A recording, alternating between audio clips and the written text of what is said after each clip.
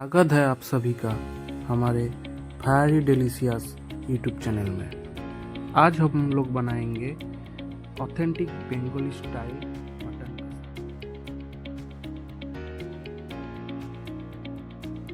पहले हम मटन को मैरिनेट करेंगे।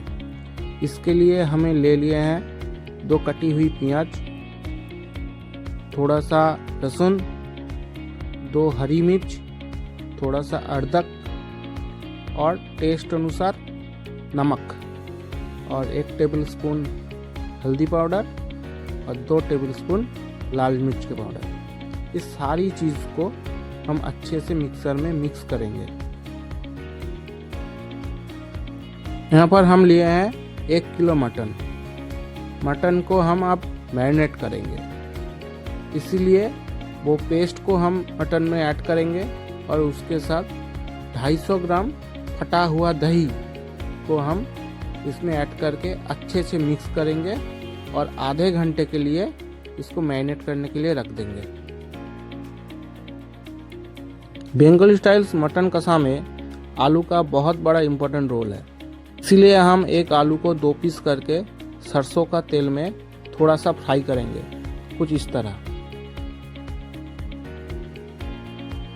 अब हम एक फ्राइंग पैन लेंगे बड़ा सा, उसमें थोड़ा सा सरसों का तेल डालेंगे और 1 चम्मच बटर को अच्छे से मिक्स करने के बाद खड़े मसाले ऐड करेंगे और उसके साथ 2 सूखी मिर्च को भी ऐड करेंगे और अभी 250 ग्राम कटी हुई प्याज को डाल के अच्छे से फ्राई करेंगे।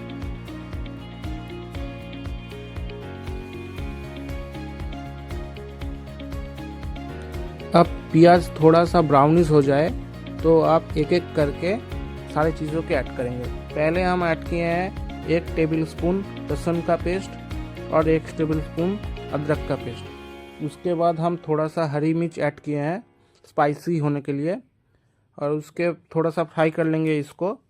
जब थोड़ा सा ऑयल छोड़ने लगे तो प्याज से, तब हम इसमें काटी हुई टमाटर, 4 काटी हुई टमाटर लिए थे, उसको ऐड कर रहे हैं। 1 टेबलस्पून लाल मिर्च के पाउडर भी ऐड करेंगे और सारे मसालों को अच्छे से पकाएंगे। थोड़ी देर तक पकाने के बाद इसमें हम मटन को, मैरिनेट किया हुआ मटन को ऐड करेंगे।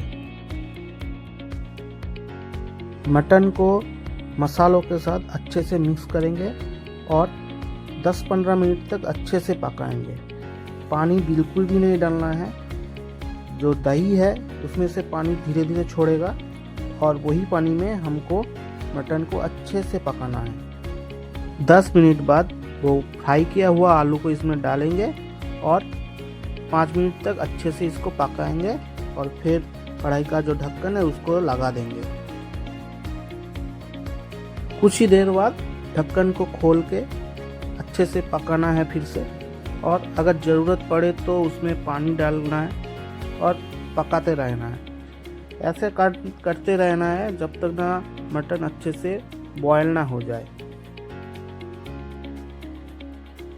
इस तरह से और 10-15 मिनट पकाने के बाद जब मटन अच्छे से बॉयल हो जाए और उसमें से अच्छी सी एक खुशबू आने लगे तो उसमें थोड़ा सा 1 टेबलस्पून गरम मसाला का पाउडर ऐड करना है और अच्छे से मिक्स कर लेना है। अब हम लोगों का बंगाली स्टाइल ऑथेंटिक मटन कसा हो गया है रेडी। अब हम इसको कढ़ाई से एक बॉयल में डालेंगे और सर्व करेंगे।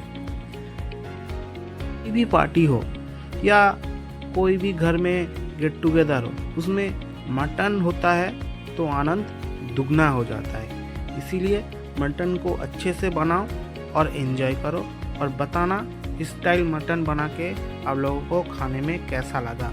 ज़रूर अच्छा लगेगा, ये मेरा वादा है।